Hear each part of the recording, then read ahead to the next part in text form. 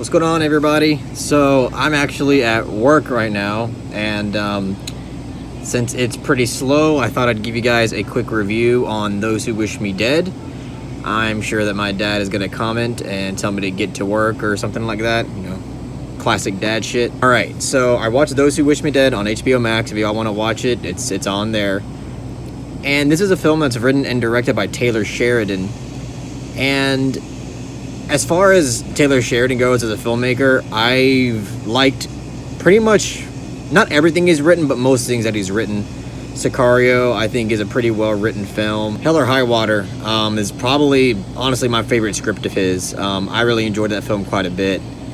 And Wind River, I know a lot of people really like it, but I really wasn't that huge on it, just because I thought the direction was kind of flat. And here's what I'll say about Those Who Wish Me Dead. It's quite a mixed bag.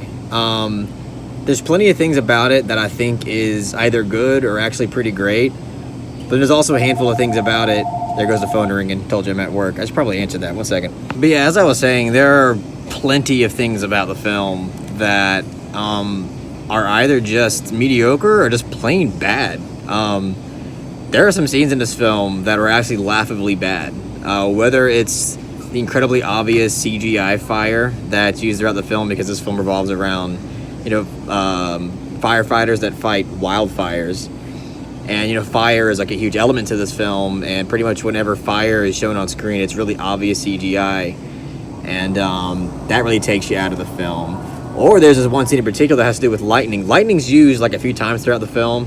And there's this one scene in particular that involves lightning, and it was just so ridiculous. Not only because the CGI was just so incredibly obvious, but because the whole situation just felt really unbelievable and just not realistic at all. There's also a scene where Angelina Jolie parachutes off the back of a truck, and that scene was just, it was so unnecessary, and it uses CGI, obvious CGI again, and it was just so needless. There was no point for that scene to really be there besides to try to make a point about her character, but it was too over the top, and it did not need to be there. It was just, again, it was laughable. And once again, unfortunately, I gotta say that the direction here is pretty flat. It's incredibly conventional. There's nothing about the direction that elevates the script in any kind of way. I definitely feel like this film could have been elevated if there was just a little bit more vision in the directing department. So I don't know. I just, as a director, Taylor Sheridan does not impress me so far. Again, as a screenwriter, that's one thing. But as a director, I could say all he's done so far is that he can prove that he's competent and can put a movie together. But that's basically it. But I've talked a lot about the negatives so far. So let me talk about a few of the positives. Angelina Jolie is pretty good in this film. I have no complaints about her performance, or really of her character. Her character is not bad. It's really, again, it's more about the execution of certain things, because she's like a traumatized character who has a past, and the way that some of that was achieved in this film, I really wasn't a fan of. But her acting ability in this film is pretty good. I bought her character for the most part. And one thing I do like about this film is that it's incredibly ruthless.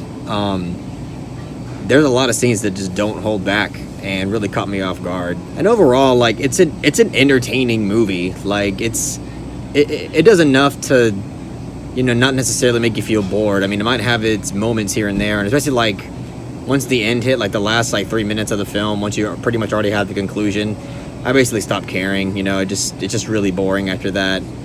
And the villains in the film, at least one of them, I felt was incredibly intimidating. And there's also a child actor in this film that I honestly feel kind of bad for, because I feel like he was given a huge load for this film.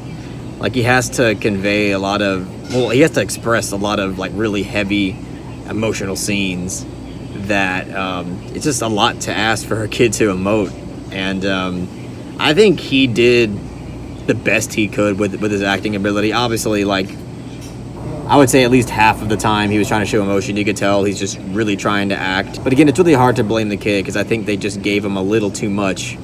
But yeah, either way, as I said, there are some things about it that I think are good. I think it's a okay written film. It's kind of predictable. There's a lot of parts, especially like in the third act, where you pretty much know what's gonna happen, and that's quite unfortunate. But overall, like it's an okay written film. The direction, again, I think is probably one of the worst things about it. But yeah, overall, as a whole, I wouldn't say that I really liked this film. I liked certain aspects of it, but for me, it's too much of a mixed bag to really sit here and recommend it to you guys. So I'm gonna give Those Who Wish Me Dead a 5 out of 10. It's my quick review on Those Who Wish Me Dead. If you really enjoyed this, please make sure to give it that thumbs up and share it amongst your friends. And don't forget to subscribe to the channel to be updated on more film-related content.